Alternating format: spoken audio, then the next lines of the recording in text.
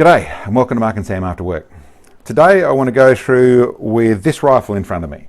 It's a new build, it's partly done. I just wanted to introduce it to everyone. I sort of had started to what we're up this season, but this is the Winchester 270 that I'm setting up in an ELR rifle to go and do some ELR testing with.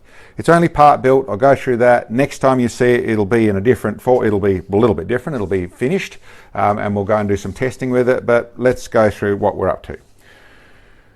The 270 Win. So it's something that was developed and came to the market, I think, in 1925 or something like that. So a long time ago, almost 100 years ago. There's mention of it being developed from the 3003, but really I would say largely it's a neck down 3006. As for the history, there's places that would know it better. I haven't tried to research it there, but it is a 270. Which actually is a 7mm bullet, and the quick explanation there, yes, it's a 7mm bullet. Most 7mm that we know, so the 7mm Rem Mag, the 7mm Saum, the 7mm Muzzle, the 7mm 08, all that sort of stuff, are actually 7.2mm. And the simple logic there is they are made for a 7mm bore, and the bore of the rifle means you need a slightly bigger bullet so that the rifle engages. So a 7mm bore roughly is a 7.2mm bullet.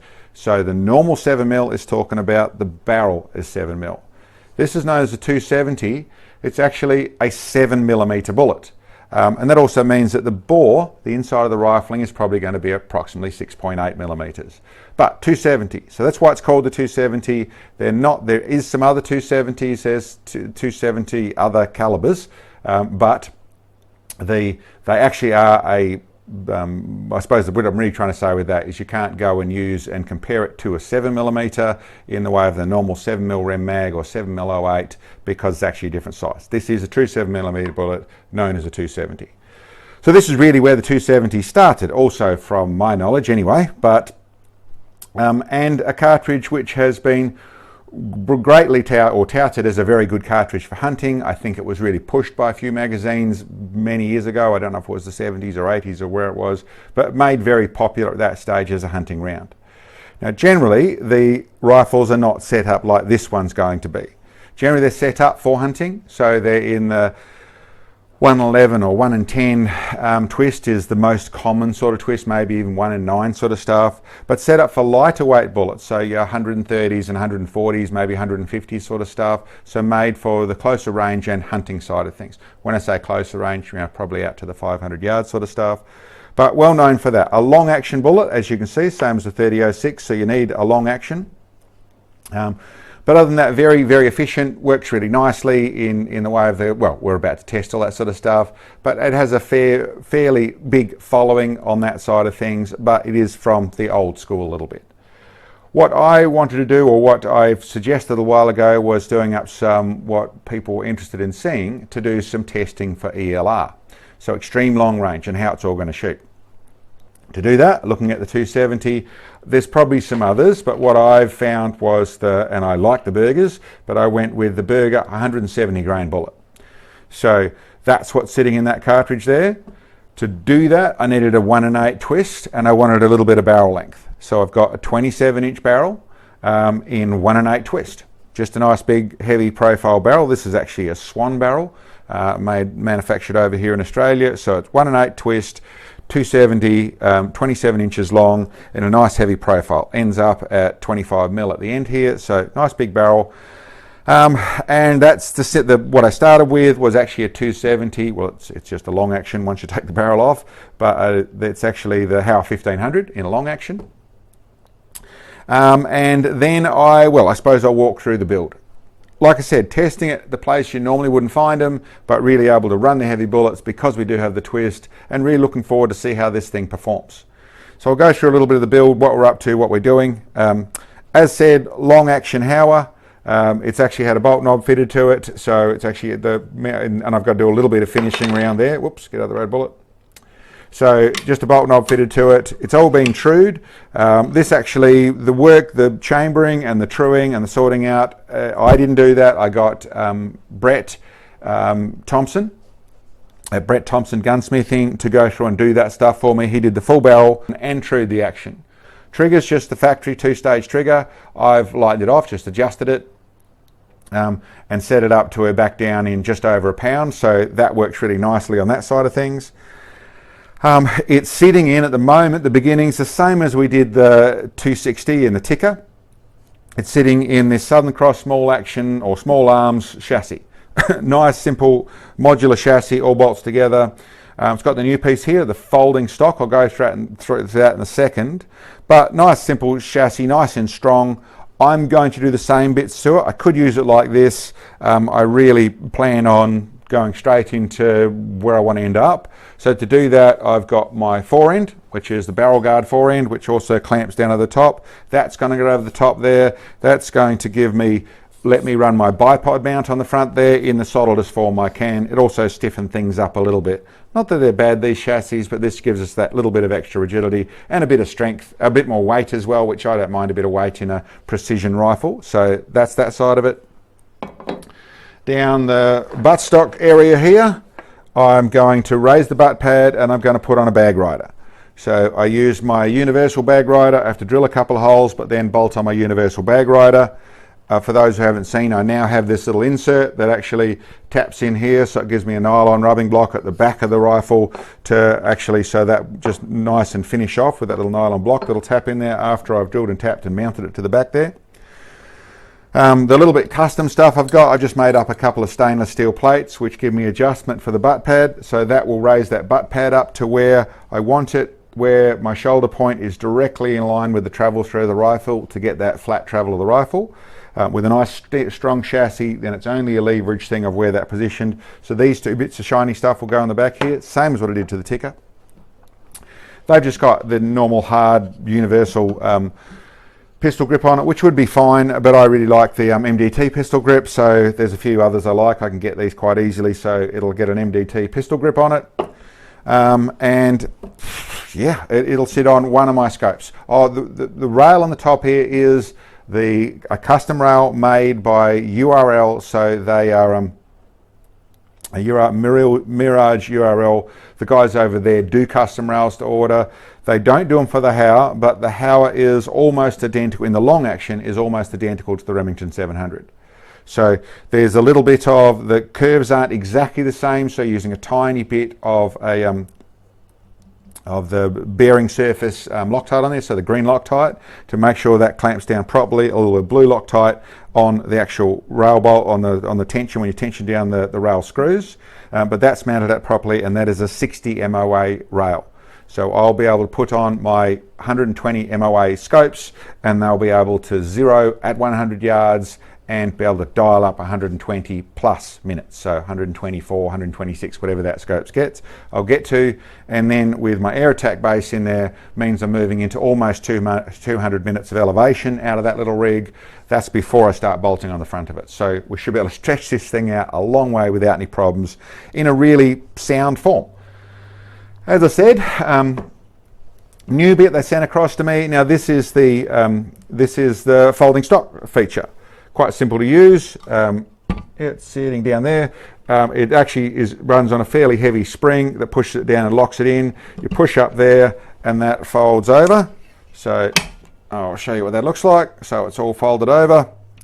And the same takes a reasonably strong grip to do that, but folds around nicely, so it'll go in places. Being a long rifle, it'll get back in the case and that sort of stuff.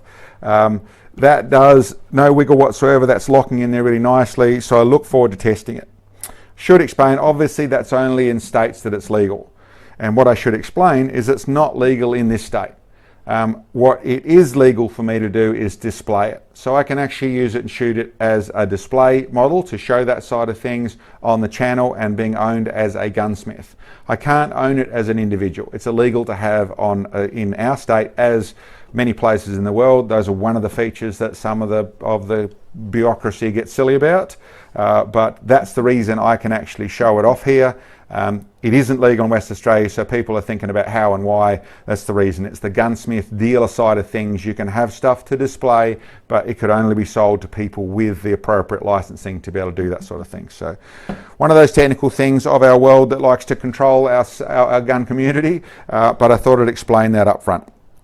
It is sitting on the I think they're called the Cal bipod, which I could shoot it on that sort of setup. They're quite a nice bipod and quite strong. I don't shoot things in that 45-degree thing. I've got videos explaining why I don't do that. I've just got it for display. But well, like I said, what I will be doing is actually mounting my barrel guard system and mounting my bipod system around the front of that. So, on the last bit right at the front here, we have one of our 3-port muzzle racks. So it should work really well. Nice. They all it needs for this sort of stuff is in there. So that's going to work really well. And like I said, really looking forward to testing it.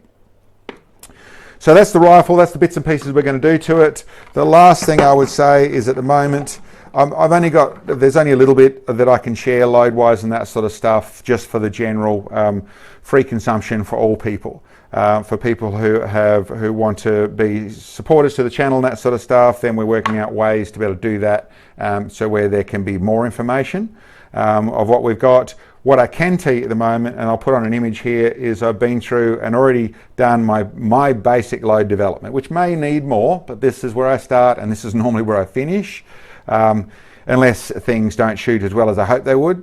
And all I've done at this second is looked up roughly, done exactly what I say I do, did a bit of reading forums, had a look at the ADI powder charts, come up with a powder for this one that I don't normally use, and that's what most of the world would know as H1000, we know as 2217, and looked in there, and really the high 50s is where I've targeted. I set myself up 4 different charges, went out and just shot them, and then I'm looking at the primers. I'll put images on there to show that, but you can see from the lowest charge, we've got quite round corners on our primer, nothing else going on, and then as we go up in the charge, you see those corners start to sharpen up, and then we've got to where we've still got a bit of roundness. It's not completely flattening the primer, but it's coming up there, and I think that top charge, which is up in the high 50s, is the one we're going to use.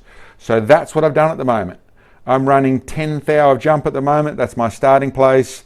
And yes, I have pushed the throat forward a little bit. I've done it exactly as I've got a video on here to show that I actually simply got one of the bullets. I lined up to where it was still got good bearing surface contact to the neck, but nothing extra than that. So there's only a little tiny bit of the boat tail down into where the powder charge is, and the load ended up where we're running not compressed but full. We're right on the edge of compressed. So it means that I'm using this efficiently. I've pushed the throat forward to suit the big bullet, and well, we'll see. At the moment, it should do. Powder load wise, we're right in that place where we're a little bit over halfway between the likes of a 7mm 08 and where a 7mm Rem mag is. We're a little on the top side of halfway there, so I expect pretty good things out of something like this. It is, like I said, I compared with the 7mm because that's sort of close enough, but this is a true 7mm bullet versus a bullet made for a 7mm bore in the like I said, the Rem mag and that sort of stuff. I think that's about it. That's where we're going to go. Hopefully the rain will stop shortly. We've almost got to summer and now it started to rain, so wet paddocks and bits and pieces like that, not the best for the farmers. Their grain's starting to, we're getting close to the point where that starts to be a bad thing.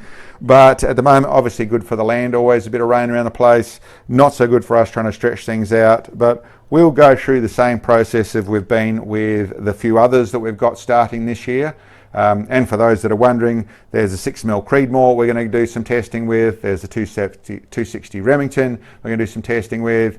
There's the 300 Norma we've done some testing with. All those have done their basic stuff out to 1200 yards or thereabouts, but making sure we've got them all sort of sorted and in gear. This one, we'll go through that process very shortly.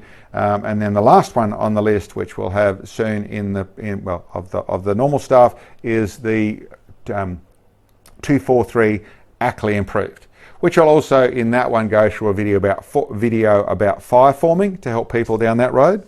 But that's where we're at. I'll put some images on and to help with what I'm actually looking at pressure wise, and like I said, that's probably all I'll end up doing.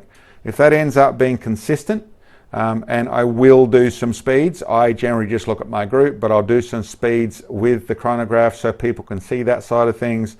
If that ends up working well, then I may end up changing the jump in the way of moving my bullet seating forward or back. I may move that. With this sort of thing, with what I looked at, I think I can go back to the pretty old common thing I used to use a lot, which is 10th hour jump, and it's probably going to be really good, but we'll see. And there may be some other bullets to test. At the moment, this is really the pick of the bunch that I can see for going to shoot and take this thing out to 2,000 meters and beyond, and see how it actually performs as a really nice, well, like I said, 100-year-old cartridge in a gun or a rifle set up to do some ELR shooting. Anyway, guys, thanks for checking in on us. Hope you enjoyed. Catch you next time.